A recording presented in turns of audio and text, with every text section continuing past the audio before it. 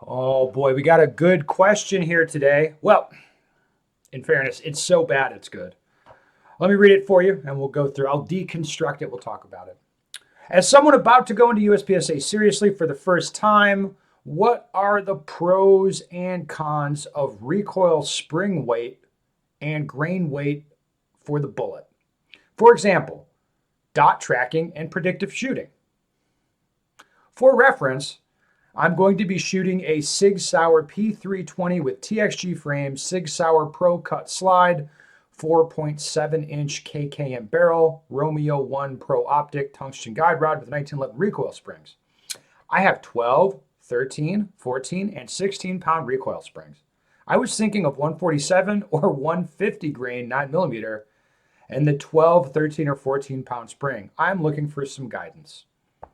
Well, you've come to the right place, sir. I'm happy to give you guidance. So, um, this I'm going to title this video like asking all the wrong questions. All right. So, I understand people like want to do certain things. In this case, the guy wants to do USPSA, so he's like clearly reading stuff on the internet, has some idea of what he wants to do, and then you can read what he's asking, and you can be like, "Huh, I feel like this guy's asking the wrong questions." Now, just to answer him directly before I tell him what he should actually do, it's like if you're worried about spring weight and grain weight of the book, like this guy's debating, should I'm thinking of 147 or 150 grain 9mm? Like that's 3 grains, bro. I wouldn't be able to tell. Like there's not much in it. You're gonna have a 12 or 13 or 14-pound recoil spring. It's like, okay. Like that sounds sure like what I would put in depending on the gun. We could adjust it a little bit if I don't like the way that the gun's running, all that. But it's like you listen to this and it's like this guy's asking irrelevant questions.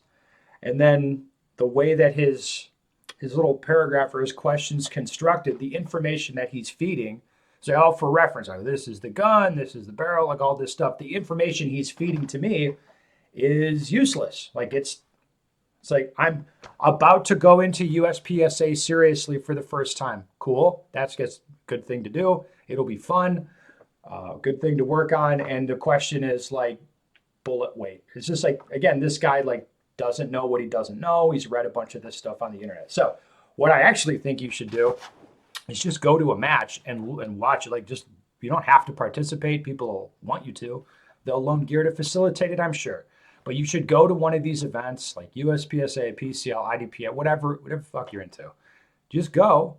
And when you see it firsthand, you will understand pretty much right away. They're like, okay, I am focused on the nonsense, honestly, nonsense. And and then not like, oh, I need to focus on this other stuff over here.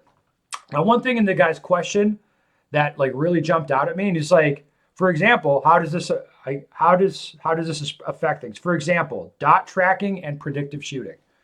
So again, like let's just say like our guy here, he's on the internet like trying to get information.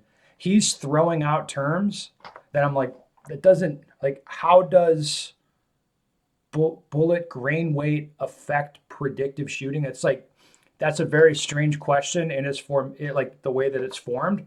If somebody like understood the predictive shooting concept and like what they're trying to get out of that, they understand that that's not really tied to grain weight. That the concepts don't have really much to do with each other at all.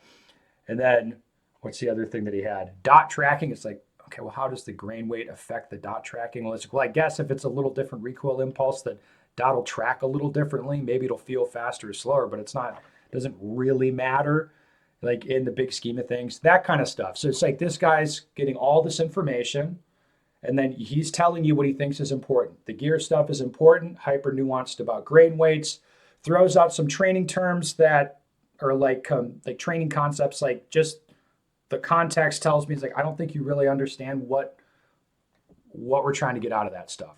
So again, like what I look at this like this guy's just foundationally fucked up. He's if you want to do USPSA, like I just think you're looking at it wrong, and you should go check it out firsthand. Now, This is, I mean, maybe this sounds mean or something. I'm not trying to be mean, but it's like this is the nature of it on the internet, especially YouTube. And you can see I feed into this stuff like crazy, like crazy. Lately, I've been dropping like one helpful-ish answer a question video a day. And then I'll do one other one. I'll talk about gear, talk about drama, talk about other stuff. Like, what do people want to watch? Gear. That's what they're focused on, especially on YouTube. I mean, that's fine. That's the way it is. People like what they like, but it's like, understand if you're going to actually go do competitive shooting or some other type of activity like that, like you're going to get way better, like just an understanding of foundationally what you're trying to accomplish and what it is and what it looks like and all that stuff. Just go to an event. Like, especially if you like are on the internet rabbit hole of being hyper obsessed with gear and you're like think that that's going to matter in like a USPSA setting, like, oh look, I have this AXG frame. It's like cool, like that. No one, like, that's not going to matter that much. It's not a big deal. All right, so that's enough nonsense for me. All right, hopefully you guys find this helpful.